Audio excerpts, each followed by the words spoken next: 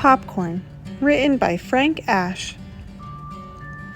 One fall night, Mama and Papa Bear went to a Halloween party and left Sam home alone. So he called up his friends and invited them to his house for his own Halloween party. While he waited for his friends to arrive, he made himself a costume. The first to arrive was Betty. "I brought some popcorn for the party," she said. The second to arrive was Billy. He brought some popcorn too. Bernie, Bonnie, and Buster also brought popcorn. In fact, everyone brought popcorn. The party was lots of fun. When Betty said, "Hey, let's pop all that popcorn," everyone thought it was a good idea.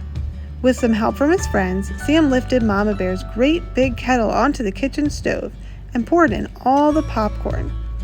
He added some oil and salt and turned on the stove. Soon it began to pop. Pop, pop, pop. There was so much popcorn, it quickly filled the kettle and spilled out onto the floor. There was so much popcorn, it filled the whole kitchen. It spilled out into the living room. It filled all the rooms downstairs and crept upstairs. There was so much popcorn, it filled the whole house. What happened? Help! Who turned out the lights?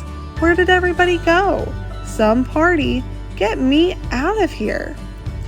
Everybody wanted to go home, but Sam said, "No, you've got to stay and help me get rid of all this popcorn, or I'll be in big trouble." Munch, crunch, munch, crunch, munch, crunch, gulp. They ate and ate and ate and ate and ate and ate and ate and ate and ate until all the popcorn was gone. "I don't care if I ever see another piece of popcorn in my whole life," said Buster.